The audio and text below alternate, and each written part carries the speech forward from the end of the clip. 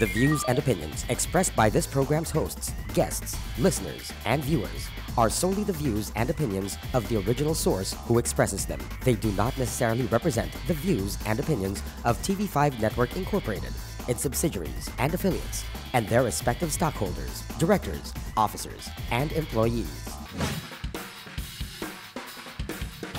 Sounding off from Los Angeles, the undisputed king of podcasting, who's all about the good times, Mo Twister.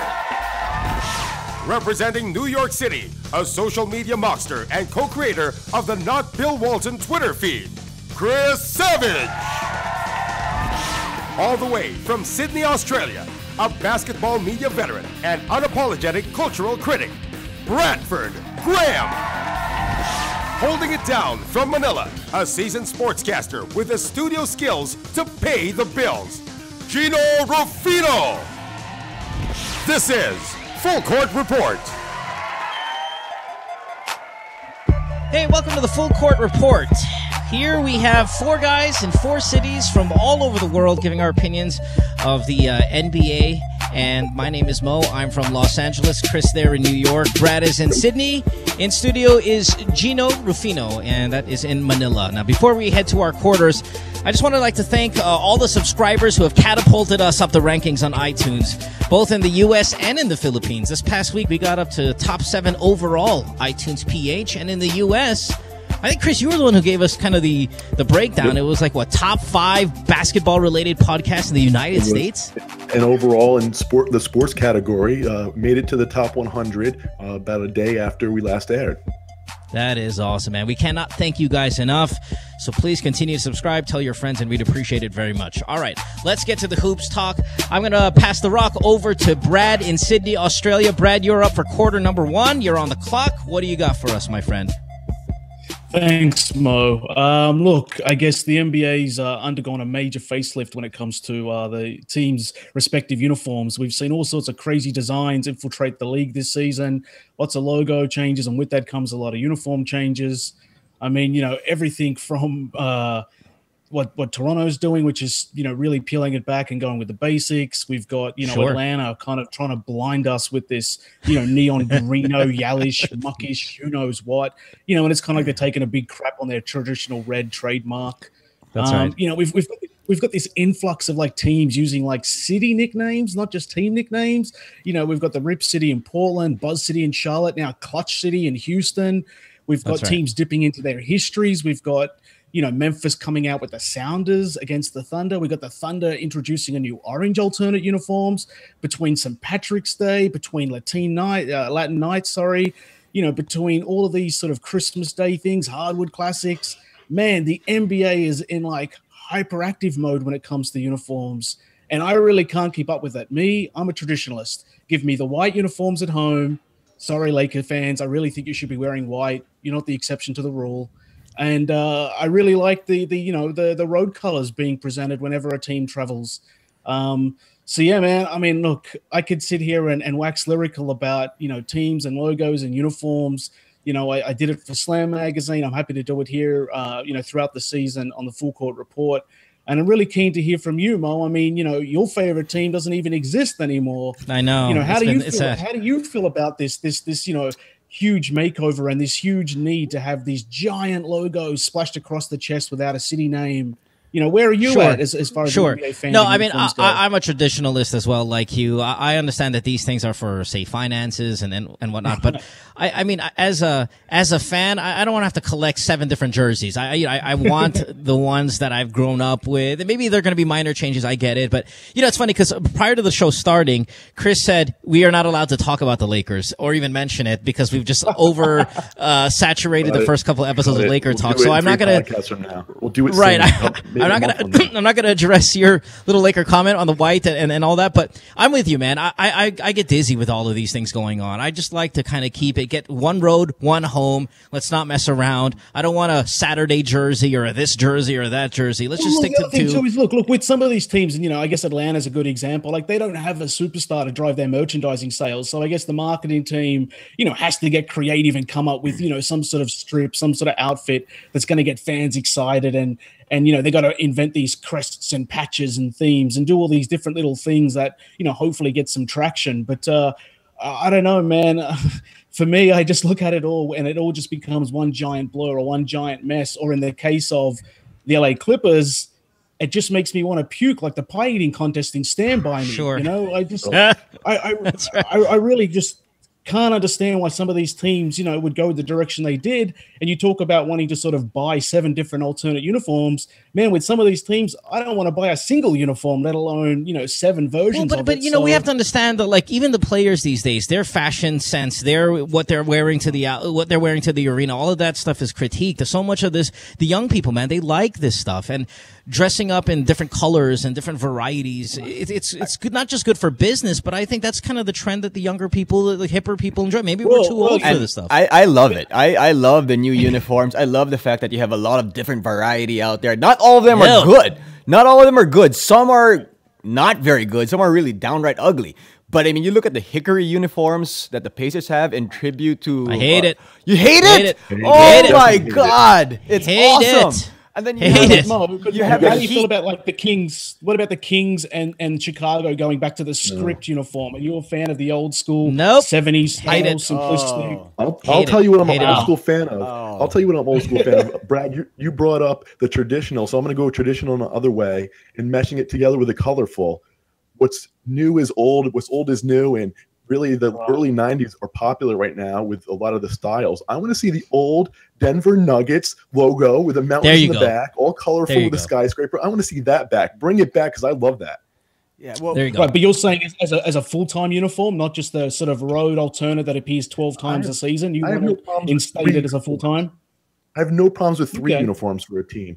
7, you're right. You have to collect all of them. It's confusing too. It's silly. Well, you don't have to collect all of them. You just collect, or you just get the ones that you like the most. Like if I were to get a Pacers uniform, the only one I would get is the hickory one. Nothing else. No. You have to get them all. If you have a favorite team, you have to get them all. Now, can the T-Wolves finally succumb to this? There's already a logo with a wolf. What I want them to do, and it's cold in Minnesota, is I want them to get the logo that says "Brace yourself, winter is coming." The House Stark logo. Yes, that would be great if they could do that. They already have a dire wolf on it. I know they're Timberwolves, so change your name to the Dire Wolves. Let's do it. So Chris, does that mean that you would also like to see Toronto drop the dinosaur name and just go with "We the North" on their jerseys? Yeah, they have that as a catchphrase now, right? That'd be good, man. Yeah. Let's do that. Right. All right. So look, this is going to be a very unpopular stance, and I'm sure there's a lot of Warriors fans out there that feel the opposite.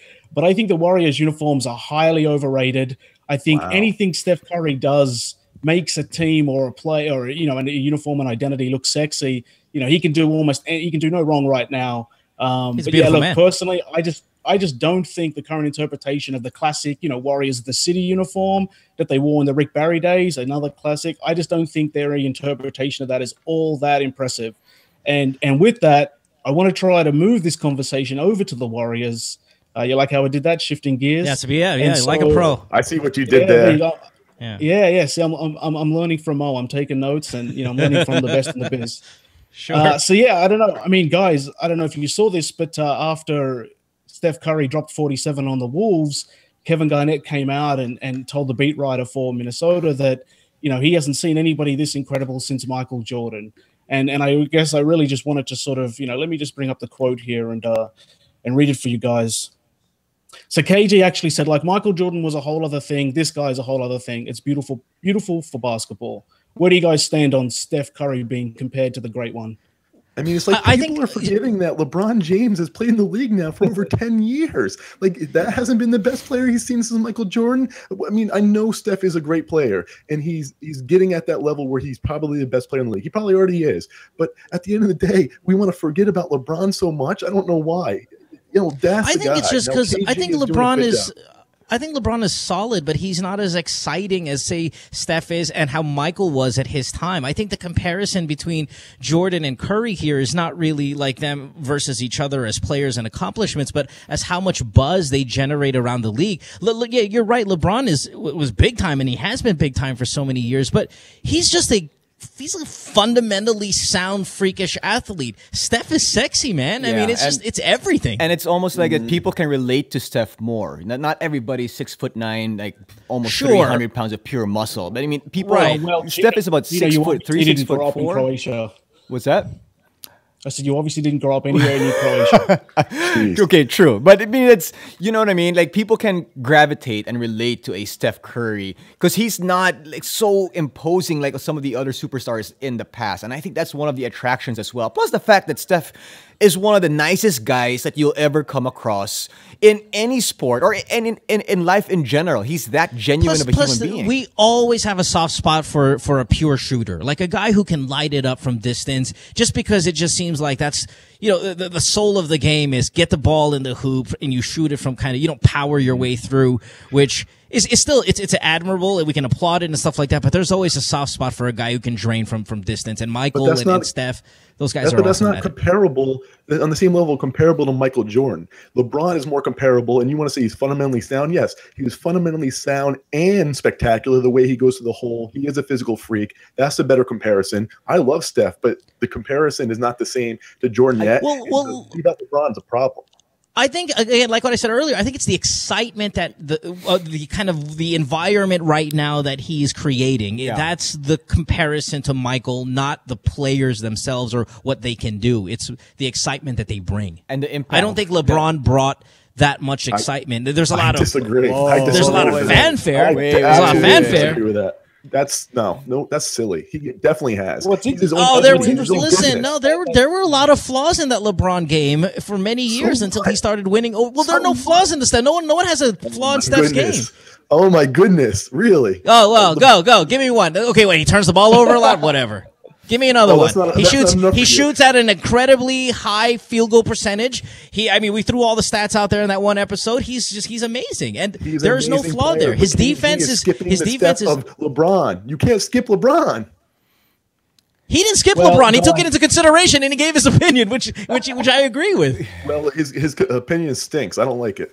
So KG is saying that he's a whole other thing. Now, we're not sure what that even means, and KG has spoken in sort of these weird, sort of vague terms before. We know that KG can be nuts at times, in a good way and in a bad, but I guess his underlying comment is basically that Steph's beautiful for basketball, however that's meant to be interpreted. And I guess if he's evolving the game in some way, maybe that's more what his comments sort of pointed to. Curry did also put 46 on his team, and LeBron also did dunk on KG. But Kevin Garnett's going to not compliment a guy that's not on his team or he's never played with. I mean, he's just not that type of dude. So that kind of compliment speaks volumes for what Steph is doing. And if I may add, this week, that there has been talk about this whole hack-a-Steph strategy just to try to get him to slow down. I don't know if you heard this, but there's talk there of possibly a great way to defend Steph is just put him on the free throw line so you can break rhythm and not have him drain all of these threes. Like, yeah, sure, he shoots 94% from the free throw line, but the ability to kind of calm him down when he's destroying people by bunches. Imagine somebody thought, and not just some like normal dude. I mean, there is conversation going out about having hack a Steph. That just shows you how freaking dominant he's been. Forget it. Let's just put him on the free throw line.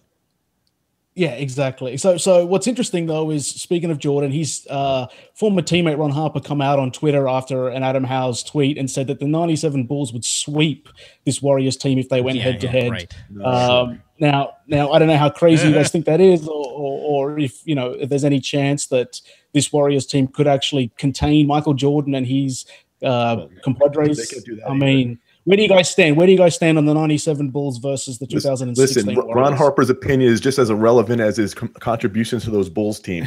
But I will say this. The 96 Bulls, they only lost one game at home. Last game at home where they're resting everyone. The Warriors almost went down to the Nets last night, the other night. They didn't have Clay. They didn't have Clay. They're not the 96. They're not the 96 Bulls level. They're just not.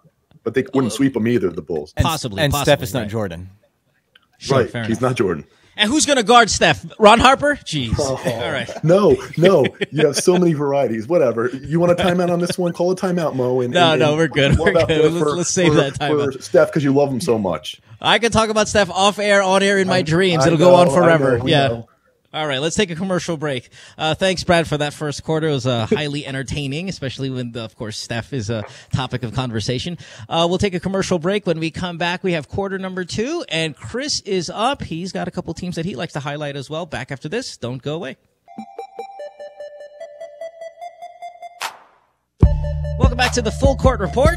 It is quarter number 2 on our show, and in charge of quarter number 2 is Chris out there in New York City. Chris, you've been pretty aggressive today, so I'm pretty excited about what you have in store for us here at quarter number 2. What do you got, buddy? I mean, they don't call me the Savage for nothing. But, that's right. So, boys, let's talk about the underachieving Houston Rockets. Now, this is a much used quote, but it's apropos here. Houston, we have a problem, and they do. So I'm going to start off with a quote from Kevin McHale as well. After losing to the depleted Mavs the other night, the depleted Mavs with 3 starters out, including Dirk, he said, "This is as bad as it can get, I hope." So doesn't instill much confidence to say, "I hope." And it still may get worse, and there's a couple of reasons for that. And I want to start with their superstar, James Harden, second in the MVP voting last year, came into the season saying he wants to win MVP, thought he should have won it last year. Well, here's the deal with James Harden. Just like the team, he has split personalities this year, kind of like Tyler Durden in Fight Club. It's just It's a weird situation. Harden is shooting 34% from the floor, 24% from three-point line, and that's considering that he won the Western Conference Finals Player of the Week when they went on a 4-game winning streak. But they had 2 3-game losing streaks on each end of that. So his other performance and their losses have been absolutely putrid. So, maybe there is a Kardashian curse. Who knows? But he's not playing well for the most part. Now, another factor that's really hurting the Rockets is the chemistry between him and Ty Lawson is absolutely awful. It's horrible. I mean, they are already a liability on the defensive end, but offensively, they just can't get it together. For whatever reason, and I think I know the reason, James Harden is controlling the ball way too much. I think has his touches on possessions over 80%, which is point guard numbers. He's running the offense too much, while Ty Lawson is out on the corner, just kind of a non-factor. For whatever reason, Kevin McHale doesn't want to change the fact that Ty Lawson should be more involved in the offense as a 1, and Harden should be the traditional 2 in coming off screens and playing it that way, because right now it's not working. So the situation. But Chris, if you go ahead and give Ty Lawson the ball a little too much to run point, you're taking away all of James Harden's close-ups, man. You got to think about his TV value. Exactly.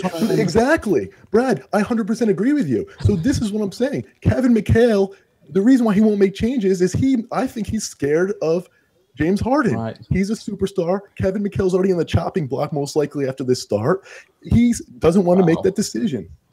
But isn't Harden's game all about that, like dominating the ball? That little kind of dribble he does where he, kind of gets you to sleep and all of a sudden then creates and then attacks. He can't be coming off screens. I mean, he can. He's talented. He's a great scorer and all that. But the heart and soul of his game is high usage rate, him controlling the ball, him dominating the ball, him finding his spots, him creating for himself and getting to the free throw line. And that takes time. He just stands there back and forth, and then all of a sudden makes his move. It seems like every single possession that the Rockets have played this season, that's what's happening, and they're not getting anything else. And I think that's what Chris is trying to say here. That somebody like Ty Lawson, who is in a 1-year deal, he's picked pretty much in a contract year this year. I mean, he took that risk, so he needs to be able to at least show what he can do. And what he's showing right now with the running mate with James Harden is just not going to get it done. He's not going to get a nice contract after this season if this is going to continue. They have horrible chemistry. So Jinno, changes have to be made. Go ahead, Brad. I think that these two guys, they're just not confident in their shot right now. I don't think that this is going to be a big problem. I mean, Ty Lawson is barely at 30%. He's closer to 29% from the field right now than he is 35% for the. So there is no confidence. I've been watching them. He looks completely he feels like he can't make a shot. Harden shooting in the 30 percentile. All of those numbers are going to go up. Yeah, it is what it is. They are not that bad of a player. They're not that bad. This is a team that made it to the Western Conference Finals. Yeah, so if we're talking about not that bad, that's an issue. So does that mean they're going to be a lower seed in the West, 5 or under? Because I'm beginning to think that watching them, that their chemistry is off, and I don't think they can ever right the ship.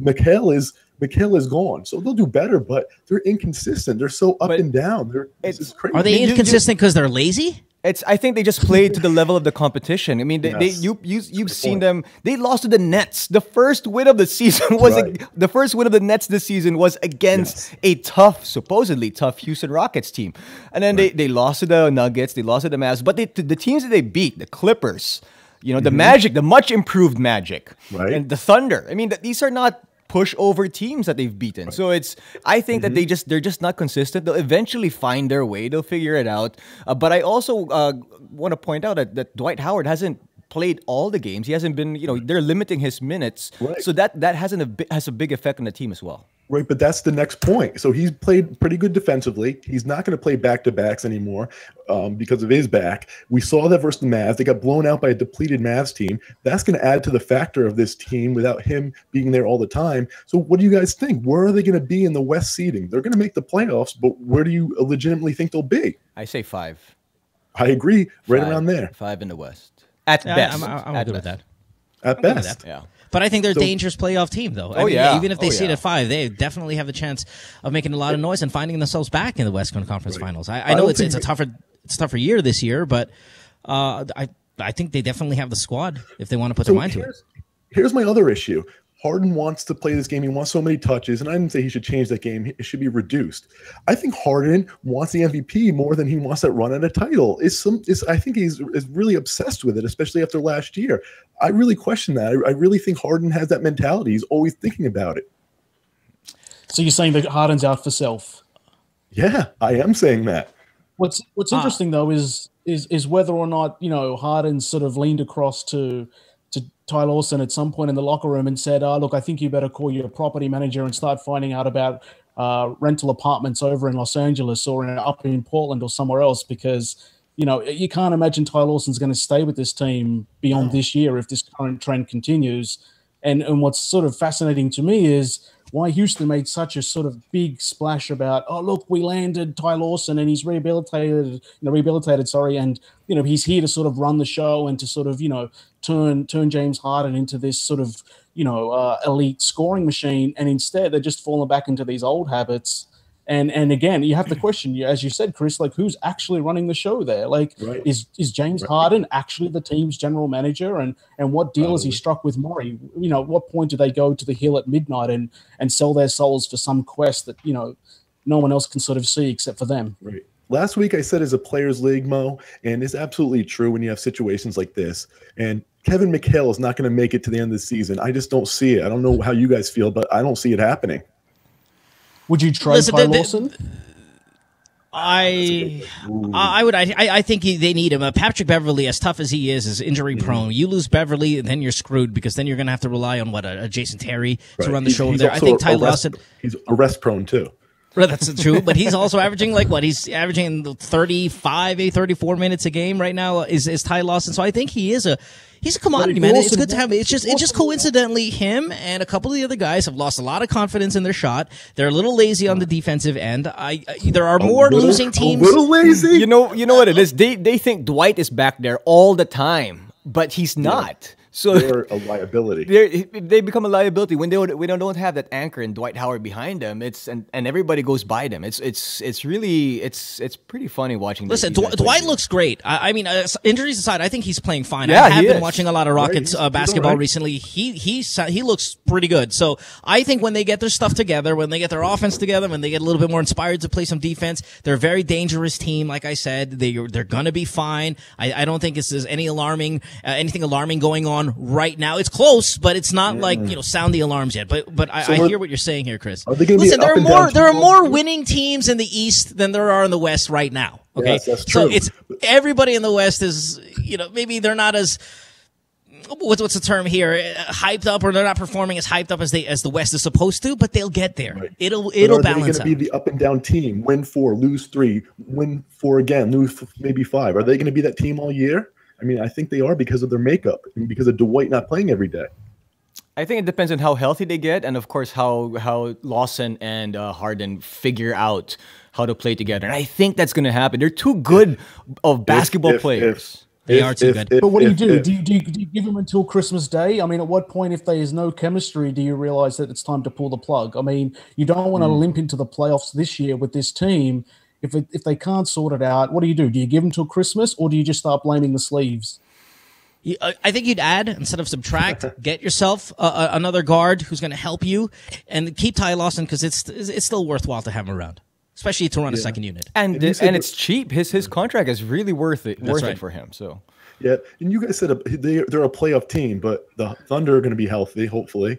And, I mean, the Clippers, they're going to be there. The Spurs will be there. I mean, how much of a playoff team they're going to be? Clippers and Spurs aren't going to play in the first round this year, most likely. Are they really a playoff team? Are they going to have a run like last year? I don't know, man. I think this team is almost cooked if it comes down to a long run. I don't mean not making the playoffs.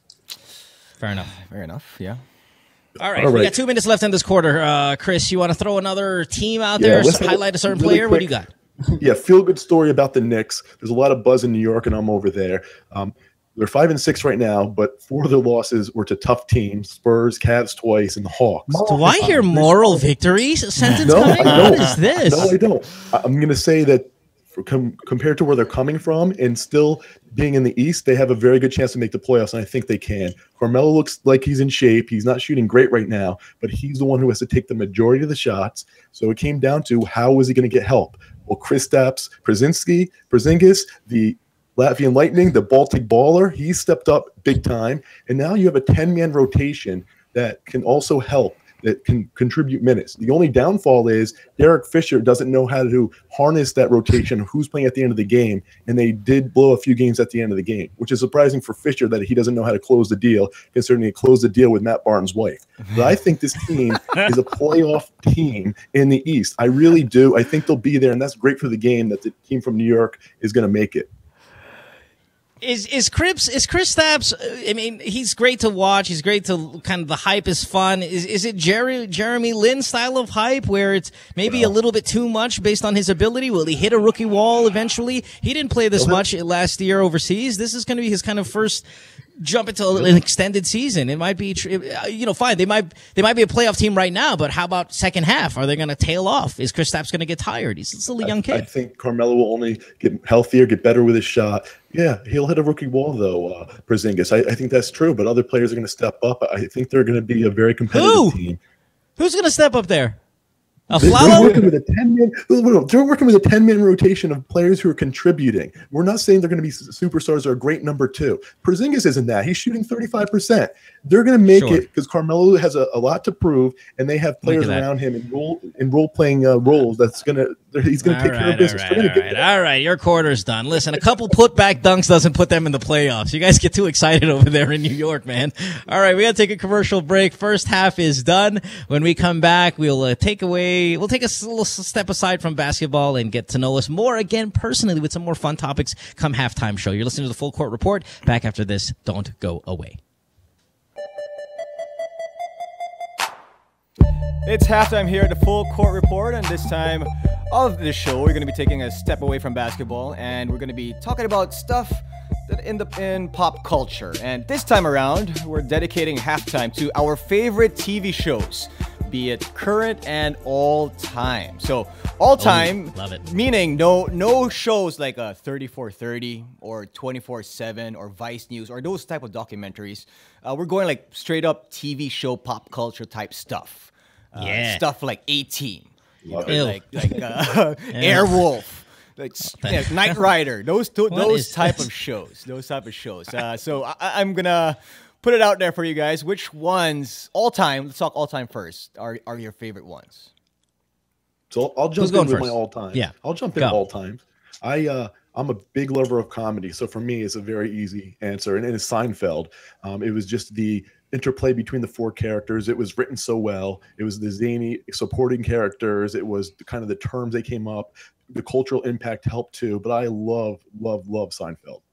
Good choice. Chris, I'm gonna have to jump in and echo that only because I can actually remember a time when I'd spent 72 straight hours watching every episode from start to finish, didn't leave the house, turned the phone off, did everything I could, and I was living in a Seinfeld bunker. By the end of it, I was so nutso that I actually thought that I was living in Jerry's apartment. So, Yeah, man, I hear you. I don't think any shows had a bigger influence over my life. And I was once called upon to conduct not the answers, but to actually create a Seinfeld quiz for a movie magazine. So my Seinfeld love and knowledge runs deep, my friend. So I'm on your team. All right. Well, that's the deal with basketball podcasts. Mo, how about you? I've never seen an episode of Seinfeld. I grew up in the Philippines. Ever. I grew up in the Philippines. It just wasn't on local television. That's a bad job out of you. I've never had a chance. But here, I'll tell you, my favorite all time, and you got to understand, I grew up kind of, in a farm, in kind of, setup where we don't have a lot of television. So a lot of my favorite TV shows of all time are going to be things that have been more recent. So my favorite ever, Dexter.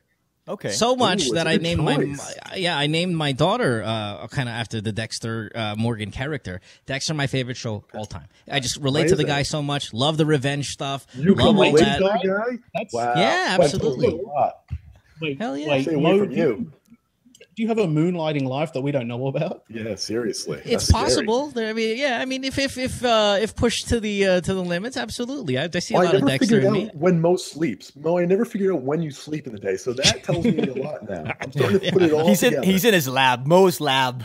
Yeah, no, totally. That's I'm freaking Dexter. Love Dexter. Well, because for me, right? I mean, for me to love a TV show, that means I would rush home to catch the show on TV, record it, and watch it again. That type of thing. And I just don't do that now. I don't think many people do that now. Like, okay, 9 p.m. I got to be home to watch this type of show. No, but back during when those times when I actually did that, my favorite TV show of all time must be among those like action shows that I mentioned, like those throwback 80s action shows. Maybe that just gives away my age a little bit, but whatever. But I love that show that was called Auto Man. Yeah, the hell is that? Look it up. Auto Man. It's like cartoon? No, it's not. It's not a cartoon. Is it about a couch, that play where you put your feet up on? It's a TV show about that? No. It's 12 episodes. It was canceled after that. But I mean, I remember rushing home from school. It was canceled. That sounds like a great show. Best show of all time was canceled in season 1. I was a kid, and that's all I wanted to do. After school, just get home and watch Auto Man. Wow, that's amazing. Jesus. All right, so let's move. That's our favorite show of all time. But how about the current shows? The stuff like. So I'll jump in again. Go ahead, Chris. Again, I love comedies. It's a really new show I really am starting to love. I like it so much. It's called Fresh Off the Boat on ABC, and it's about this family that moves to Orlando. I'm from Washington D.C., but it takes place in the '90s. So that harkens back to formidable years to me, and the kid loves hip hop, which I did in the '90s too. It's called Fresh Off the Boat, and I absolutely love it. Okay. Is that about an Asian family or? It is about. But Mo, I don't see color, so yeah, I believe the okay. Excuse me, Mo. Okay, all right, yes. Mo, how about you? Brad, favorite current? Oh, me? All right, me right now. Listen, there's so many to pick from.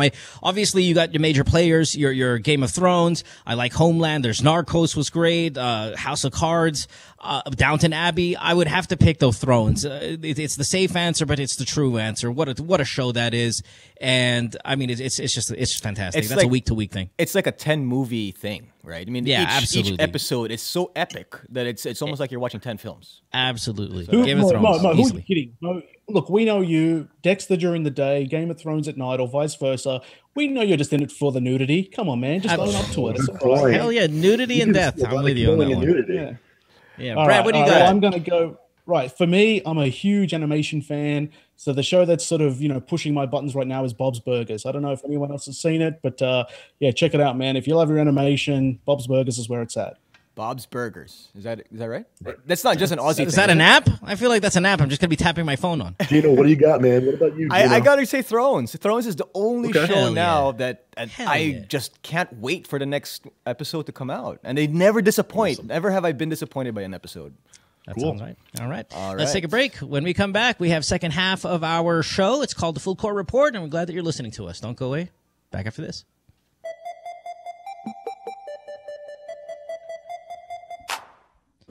All right, we're back on The Full Court Report. We have our second half of our game/show here.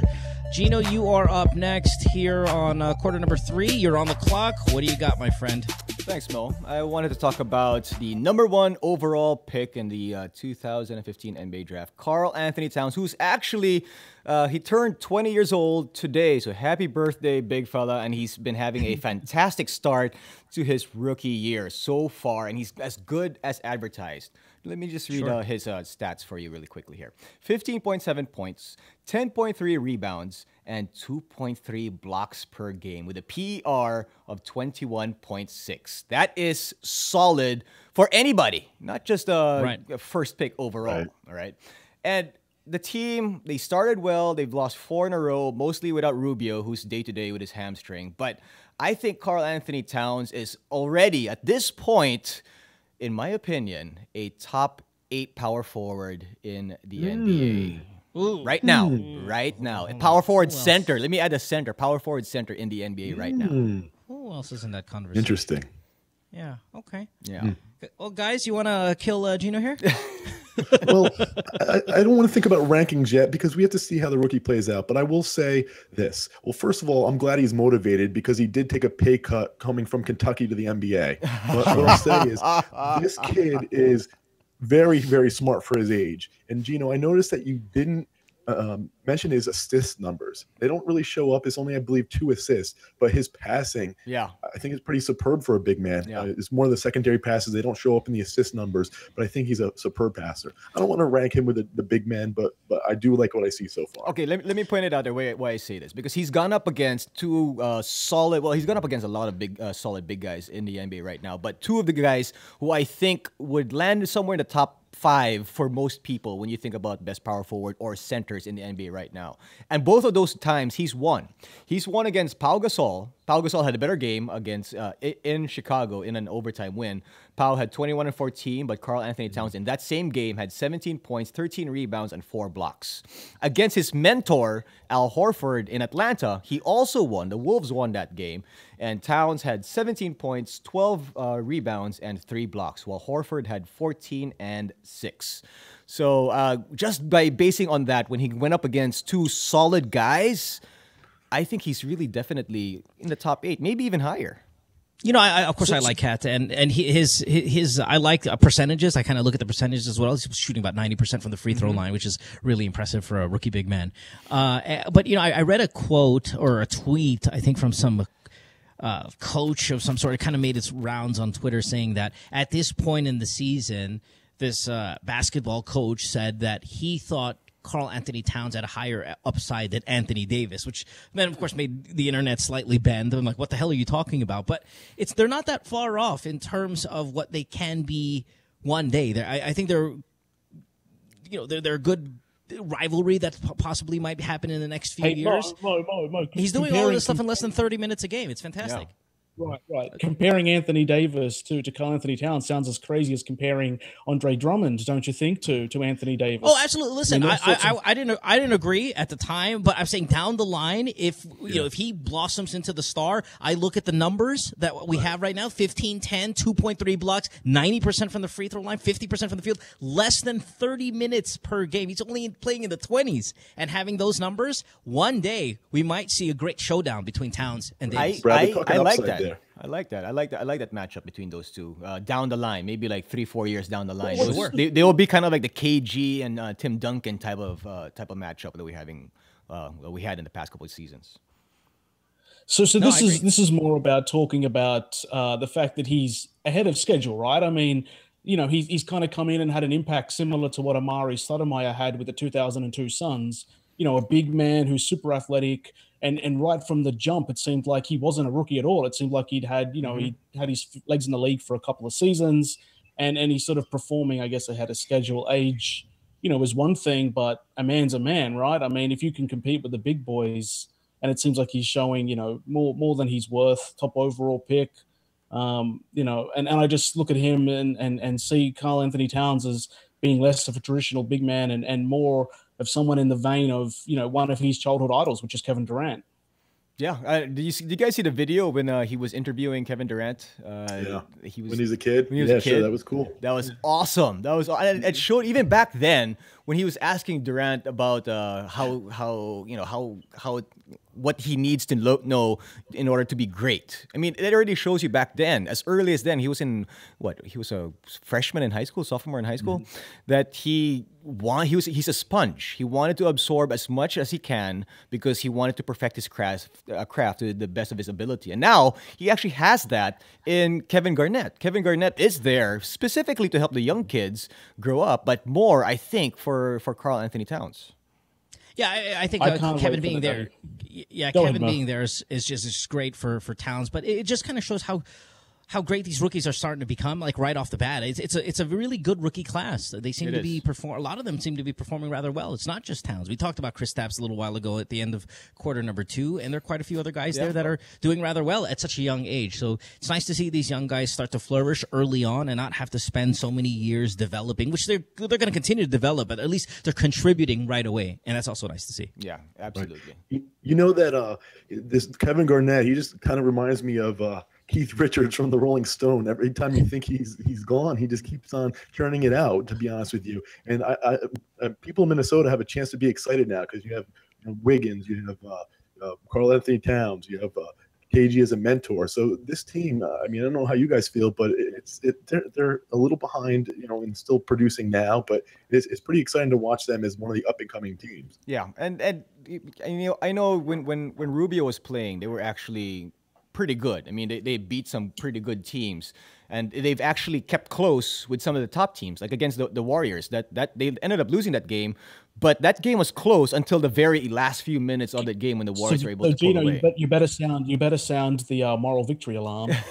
Yeah, we should, because they haven't won a game yet at home. I mean, as good as they're still undefeated. I mean, they still have not won a game. Here's a shout out to Brad in Australia. They're road warriors, 4-1 on the road, and that's the start in the makings of a team that can play good. Yeah, that play very well. And home wins will start writing themselves a little bit, but road wins, that shows a lot. They will. And of course, their other young star, the rookie of the year, Andrew Wiggins. No sophomore jinx so far, at least, because he's performing, I guess, where we expect him to be coming from last year, and now he's picked up from where he left off. So would you make the trade today? The trade? Yes.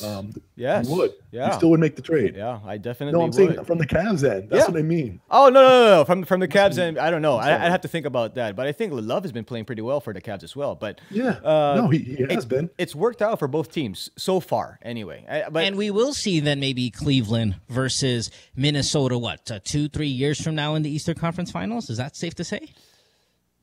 I mean, maybe. I'm sorry, not Eastern Conference, the West. I mean, in the finals. I mean, is it possible that Minnesota can be that good in about 3 years? I don't know. Maybe that's 3 years. Soon. No, maybe that's too soon. Not yet. It's going to take longer than that. It's going to take longer. I don't know. That's tough.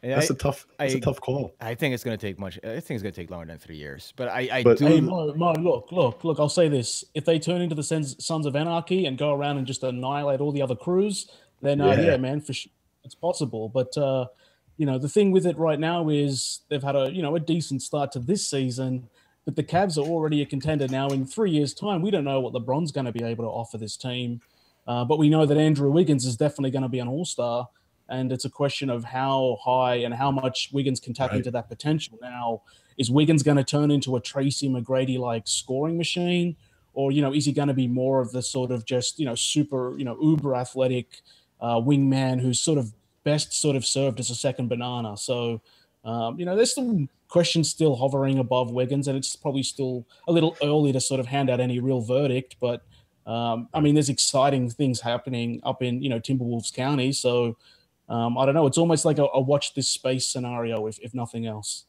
Yeah, how great is this for Minnesota? This team in their history has lost more than the Coyote and Looney Tunes, but now they're seeing the turn here, and it would be exciting if I was a fan of the team, and as exciting as an NBA fan anyway, to see their youth movement. It's nice also for the Wolves, because ever since that debacle with when they lost Joe Smith, that whole thing that happened with him, and then they lost Latrell, they lost Sam Cassell. They didn't lose Joe Smith. They made illegal payments under the table. But come on, man!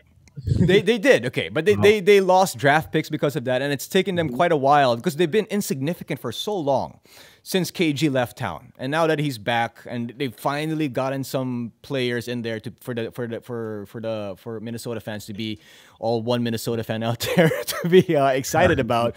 But it's really nice to see young kids together. I guess developing, and at the way we've seen so far early this season, they're not getting as many wins as I'd like to see yet, but they're playing pretty good basketball right now. Right. And like Moral I said earlier, victory. They need to get that House Stark logo, and Mo will start rooting for Yeah, it. that's right. I like that. Direwolves. I like that. There you go. Man, they're a highlight factory. I mean, between Karl Anthony-Towns at both ends, Wiggins and Zach LaVine, on those finishes, man, this team is putting down dunks left, right, and center.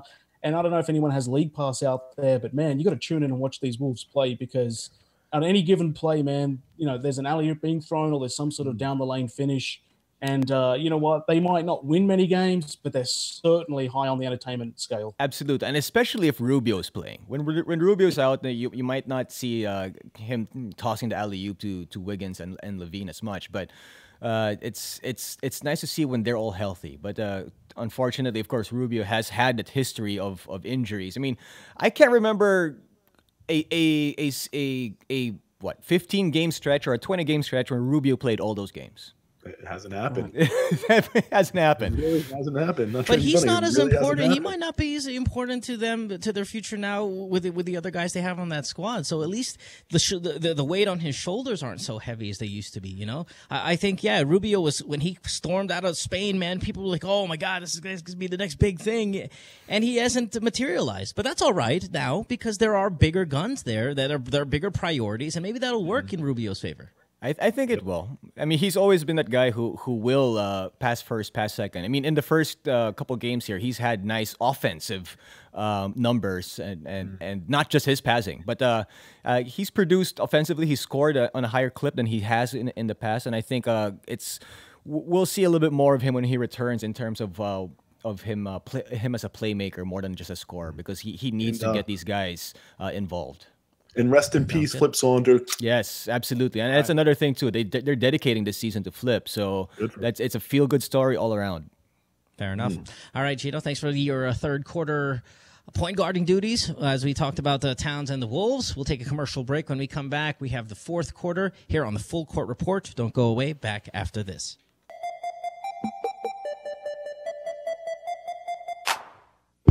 Welcome back to the Full Court Report, and we are entering the fourth quarter. I'm taking fourth quarter duties for the second episode in a row. It's kind of nice to have that. By the way, again, Chris, no Laker talk, right? At all. Kobe Bryant. By bringing up the Lakers, you're having Laker talk. Just cut it Kobe off. Bryant, near triple-double tonight. Near triple-double. 15, 8, and 9. Beautiful thing. Is he still wearing those long-sleeve skivvied shirt things underneath? No. And he's wearing white, by the way, at home, just to let you know. Right? Hey, Chris, I haven't mentioned him once. You mentioned him now by saying 15, 8, Let's get and to the quarter. 9. Let's get to the quarter. All right, here we go. Fourth quarter time. Speaking of Kobe, Mo, what are we doing? Yeah. I'm on the clock officially now. All that Kobe stuff, that wasn't official. All right, we can, here we go. We're going to talk about the Bulls. The Bulls, of course, interesting team here in the first few weeks of the season on paper. Nice squad. Seems like they definitely have the capability to meet and maybe even beat like a Cavs team in the East come Eastern Conference Finals. They beat them earlier in the season, first game. Now they got a new system, as we all know. They also have that dark cloud of injuries that seems to always be looming over their heads the past few years. But they are out to a rather respectable 6-3 start. There are some concerns about the defense this season, which is a tad bit of a problem considering many of the pieces that were on that typical defense first mentality of the past few years. They're still there, and sometimes you forget. Well, did they just forget how to play it?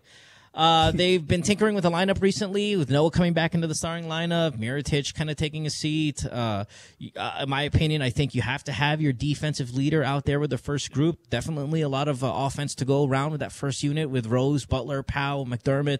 So, I mean, a lot of interesting angles here, and I just kind of want to talk to all you guys about the Bulls. Chris, maybe I should lead it off with you, because every time I say Bulls, you always go, why is Derrick Rose such a weirdo? He is a weirdo. Well, first of all, I do believe him that he has double vision because he's shooting like he has two defenders on him at all times. It's brutal to watch him.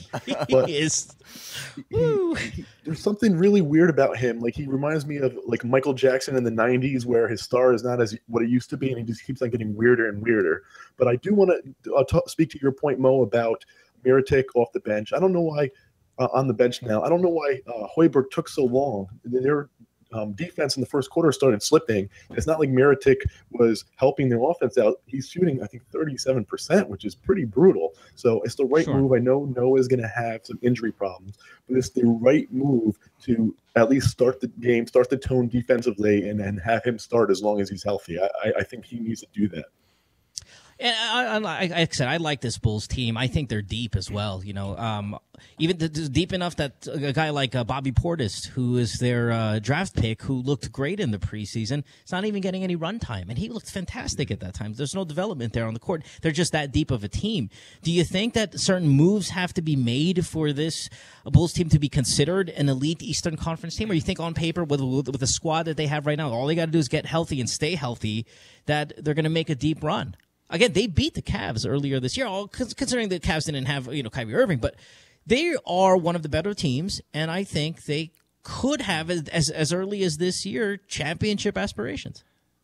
I think this is a team definitely, in my opinion anyway, is the only team that can challenge the Cleveland Cavaliers in the Eastern Conference. I think they're better than Atlanta. I think they're better than Toronto and all the other teams, the mediocre or the top-level teams in the Eastern Conference. But I think if there's one team that the Cavs should fear somewhat, it's the Bulls, a healthy Bulls team. And this, if they're healthy, like Mo, you said, if they're healthy, they can do it. They have the pieces to do it, but Rose has to be on point. No matter how healthy they are, if Rose is not consistent throughout this season or come playoff time, they're going to have problems in a 7-game series. He hasn't been consistent. Yeah, that's why. The point. But I understand, but he's got to get to. I know he's not going to get to where he was during his MVP season. What did they say? That his vision's not going to come back for another 2 to 3 months. He's going to be seeing double. 3 months. He's going to be seeing double. So what are we going to do? We're going to hope that he ends up making the right pass between now and February. I mean, do you think they should kind of just bench him? Like the off games are so off that it's just it's so bad for the team. Yeah, when he's on, he's fine and they win, but they can win without him. Don't you think that maybe they should put him to the side while the double vision kind of? What do you got? I got a better idea. All right, let's trade Pau Gasol to Houston for Ty Lawson. Oh, yes. And give Bobby Portis some run. No, but listen, I gotta say, Derrick Rose, he just. For a guy that's scoring option number 1 or 1A, if you want to say Butler's scoring option number 1, he appears to have one of the worst jump shots in the game. I don't recall it being this bad, but it looks awful. It looks worse than a Josh Smith too. Is this something that is a bit of a concern he is still? Well, it is an awful looking shot, and again he still looks explosive going to the rim. I don't understand what the mentality is here with these jump shots. Is it he's scared to get hurt?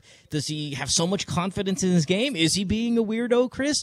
What's going on when you have a guy like with the ability of Rose who's seeing double vision, taking up these transition long twos or sometimes even threes that look like they're just going straight left to right, no arc on them whatsoever? It must be painful for the rest of their teammates to watch him do this. Right, Mo, these are the toughest questions we probably ever posed on this podcast, because if we can get in this guy's head, we would actually be very scared and probably run for the bunkers, because who knows with this guy? He has been inconsistent, but he's not shooting well in any games. Go ahead. And I was just going to say that my take on Derrick Rose right now is he's turned into Monty Burns from The Simpsons, and everyone else in Chicago is turned into the lawyers. Everyone's a bunch of yes men, and no one wants to tell Derrick Rose how it really is. And how it really is that this is Jimmy Butler's team. He needs to be more of a distributor. He needs to find Powell on the post. He needs to get Noah more involved. He needs to find Mirotic for those threes because he's a capable shooter. And if he needs to be a distributor, he needs to be a distributor. And Hoiberg needs to sort of step in, take the reins of this team, take the ball handling duties off Rose until he can actually, pass an eye test. And there just seems to be like they're going to shoot themselves in the foot, and they want to create this stampede in Chicago, but I got a feeling it's going to splinter sooner rather than later. Well, you mentioned Hoiberg. Is he an upgrade from Tibbs? No. I agree with you. He's not. No, he's not. I like Tibbs a lot. Tibbs? Yeah. Tibbs No, to me is Tibbs a lost to the locker room. yeah, he lost it. He lost in the locker room, and of course the whole thing with management. But I think Tibbs was if not a top 3 coach in the NBA, and it was tough to lose him. And he got the most out of this team, considering all the injuries that they've sustained in the past several seasons. So I understand why they had to let him go. But it's a big drop off, in my opinion. They let him go because it's a players' league. You can't blow up in the locker room. But I love my coaches to be miserable people like Popovich, like Tibbs. Those teams win because they're so miserable. They're obsessed with every last detail. They don't sleep. Right. They only care about basketball. All right, listen, let's jump off of the Bulls real quick. Well, actually, let's jump off of Derrick Rose. And, we said that he's looked bad a lot of times this season. I'd like to talk about other star players who may or may not be entering their decline phase. Sometimes Did I hear Kobe Bryant's name being mentioned? No, that's full decline. He's reclined. He is just watching now at this point, right? But when we talk about decline, it's that early steps, the early signs. Sometimes it's age, sometimes it's injuries. Sometimes it's just mileage that they have on their legs. Every player is going to go through it. Everyone's going to be on the wrong side of the prime. And I want to throw a few names out here, and let's give our take on whether these stars are starting to fall. Now, all these guys that I'm going to mention are either 30 or 31 years old, which is still considered within the prime. Yeah, I mean, wrong side of 30, as they say, but very much capable at their age to being all-stars. But are they starting to fall? So I'm going to throw a name out. Let's debate them, and then we'll try to get as many in before the quarter ends. Chris Paul, at 30 years old, this season doing 15, 3, and 8. He's yet to get out of the second round, has a deep team around him. Can he win and stay in the conversation of elite point guards in the next few years? Or do we see him already starting to get that decline? We also know that point guards generally, they don't age very well. Do you think Chris Paul is starting to get there? He's starting to. He's definitely plateaued, and he's starting to get to the tipping point where he's going to have to decline. But right now, he's still okay, but the injuries have caught up, and I think you're right. I mean, point guards don't really last, especially little point guards, which Chris Paul is. They don't last, Jinno, but he can, especially with his talent around him, he can define another role. Oh, yeah. For sure. But we saw Jason Kidd do it, yes, and could still have a good run. But he is on the decline. I do agree with you there. Yeah. He doesn't flop as good as he used to, so he's definitely on the decline. Brad, Chris Paul, what do you got before I get to the next guy? Look, for me personally, I think the writing is on the wall for Chris Paul, and I think we're going to see the period, full stop, however you want to describe the grammar, put on the end of his name. His career is going to be defined by whether or not he starts for the national team at the 2016 Olympics. Because right now, that starting job goes to Steph Curry, but it's Chris Paul's to lose. And I think whoever starts for the national team is going to signify either the changing of the guard or the fact that Chris Paul is still the greatest creator and playmaker in basketball. Fair enough. Let's go to Dwight Howard. Dwight Howard is 29 years old. He does turn 30, though, in 2 weeks here, so I'm going to include him on this list. This season, averaging 16, 12, 2 blocks. Yet to turn 30, but a lot of mileage on those legs, a lot of injuries. There are a lot of dominant big men also in the league right now that get a lot of attention. They get the bulk of the attention, but I think Dwight still has the ability to be an all-star in this league, maybe even for a few more years. Do you think, though, he's in decline, or is he just trying to get back to being healthy? No, he's definitely in decline. He was in the decline as soon as he left Orlando because he's never been healthy since then, and it has affected his play. When he's healthy, yeah, he's still an all-star regardless. But he could get healthy again. That's the thing. Like some big men, they've got a couple years. Not big men with back problems. Not big men with back problems. Back problem is tough, man. But those back problems that he has, for a guy who's as fit as Dwight Howard, and for him to have back problems like that. It's great tough. Shoulders. Yeah. Listen, he's at the point where is that decline or is that but it's decline because of injury. He can't control it. It's not because he never even reached the status where he was supposed to after he brought the Magic to the finals. Right. He never reached that in my opinion, that transcendent franchise type player. He was a very good player, but he was never the transcendent player that he could have become. Was he supposed to be though?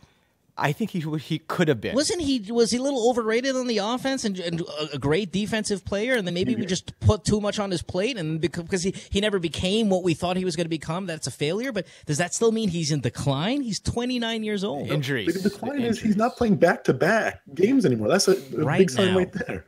Yeah, but listen, come playoff time, he does produce, and he's produced as recent as last year at a high level.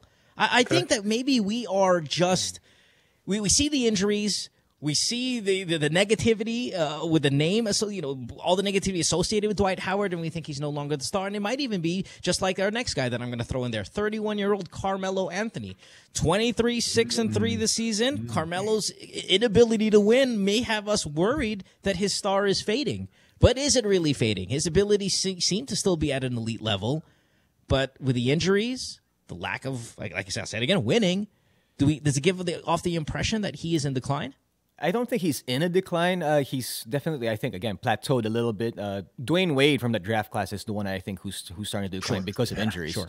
But I think Melo's still okay, but he's got to get himself in game shape because he's still obviously not. He's plateaued. He's plateaued. Brad, I agree with that. He's plateaued.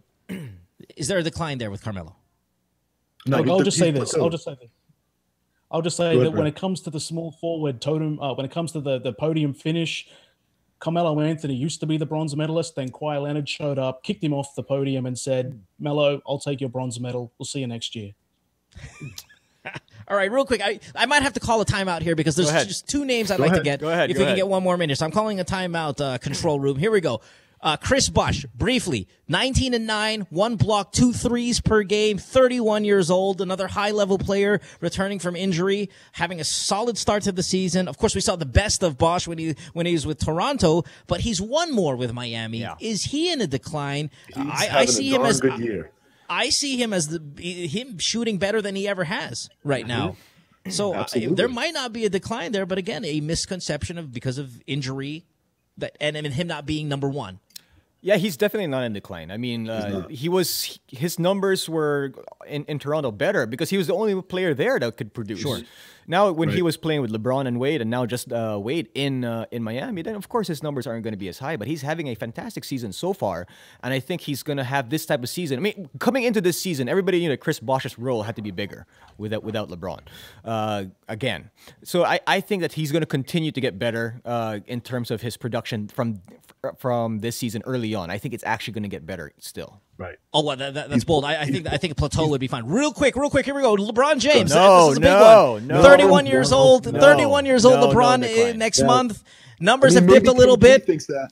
No, numbers have dipped a little bit. Still prime. But still quiets the doubters. Still quiets the doubters. Did you see it? Jinno thinks he hasn't hit his peak yet. No. I'm saying Listen, he's still in his peak, and there's no decline. Historically great finals performance last season, but this season, 36 minutes a game, 27, 6-6, solid. Free throw percentage is 60%, which is a little bit of a concern. The problematic back, also a little bit of concern. Is he on decline? Yes or no? He's not as explosive. Well, is that decline? They're just trying to save him. They're just trying to save him. No, he's Brad, not. Is not being explosive decline.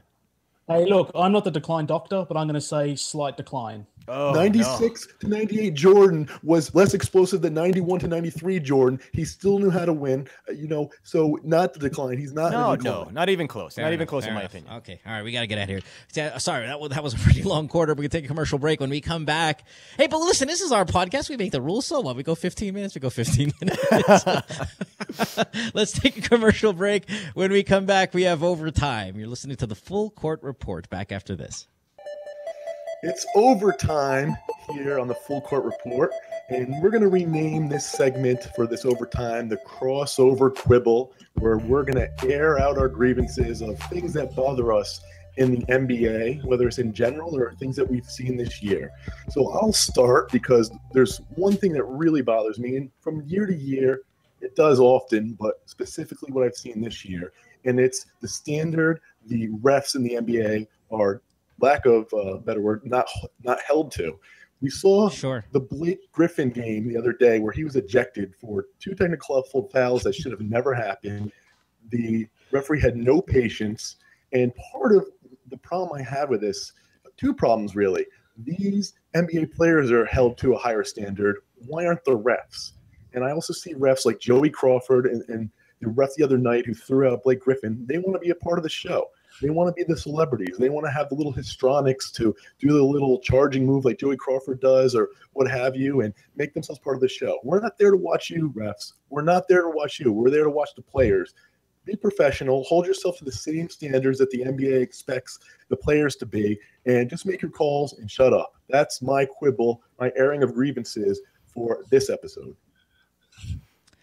Yeah, I mean, yeah. Listen, it's been a little bit worse this season than maybe in past seasons. A little bit more high profile. I mean, I feel like every game I do have the league pass, so I watch as many as I can. And boy, I see bad call after bad call coming around kind of every night. And then if you kind of question it afterwards, you get fined. You know, it's just there's so much protection with the refs. It's starting to get a little bit frustrating. Yeah, I have accepted the whole Crawford thing, that he is a little bit of a sideshow himself, and maybe some fans kind of like it, or they are annoyed by it, but in a way where they would not like to see him go. But when other refs try to kind of get their star to shine a little bit, if that's in fact what they're trying to do, it is very annoying, frustrating, and it almost kind of makes you want to kick your TV and just go, this is not what I, This is not what I watched for. If you're in the sense, it's not what I paid for, to see Blake Griffin, who's having an MVP type of season, all of a sudden knocked out of the game because of stupid calls like because that. He looked at someone. Sure. Right. He didn't say anything. He fired them off. It's not as if he's being tossed because of doing things like Iverson used to do. Iverson used to walk up to the referee and he would point blank say "F you," and then he would walk away. And the referee was so scared to do anything because you can't toss Iverson out of a game. But Griffin eyes somebody the way Tim Duncan used to eye referees. And then all of a sudden it's like the ref somehow takes it personally, forgets that they're there to do a job, like Chris said, and then just tosses the guy out. And it's kind of like... what the hell was that all about? And I guess, Chris, to your point, there's no recourse. I mean, it's not like the NBA says, hey, we're standing him down, or we're going to fine him, or, we're going to review the situation and he's going to have to he's going to have to referee some D-League for 2 weeks as a punishment. It's not like that is. But the NBA has tried to rectify this, though, by having, they kind of... they put it out there when they make a call, when they get a call wrong, when the referees get a call wrong. I mean, we've seen it several times already this season, when I think there's been 4 or 5 times that the NBA has said, hey, we got this call wrong, but we apologize. And there's really nothing else you can do because the game's over. Right. Getting calls wrong, I think, is always going to be a part of it because it's a very difficult job to do. It really is just having the referee grandstand. Yeah, the temperament too. You have to have the temperament for the job. Some of them don't. And Crawford definitely has become a sideshow because they made a documentary out of him on NBA TV on a referee. And they had a documentary on him. But it's a great one, though. I gotta say, it's actually pretty fun. Do you think we can name certain players that have it really good, at least this season, with the refs, and have those who have it really bad? Again, like I said earlier, I've been watching a couple Houston Rocket games recently for whatever reason because they're kind of entertaining as they lose. And I just think that Dwight Howard, I mean, they must hate his guts because everything is an offensive foul with him. And I could see his frustration. And the moment he doesn't even, I don't see him saying anything, but he gets lit up for that technical foul right away. So I think there are certain players that have it bad and certain ones that that kind of have a little bit of a leash.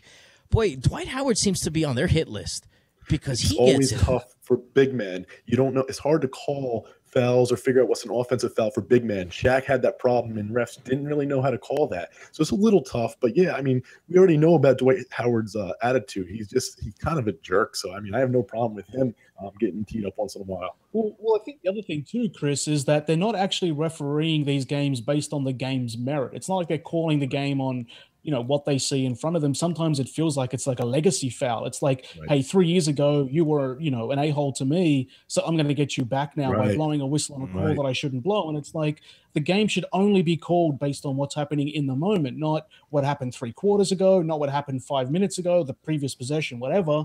And it becomes this thing where referees shouldn't interject their will over the game. The game should be decided by the players. Now, saying that, there's nothing more frustrating.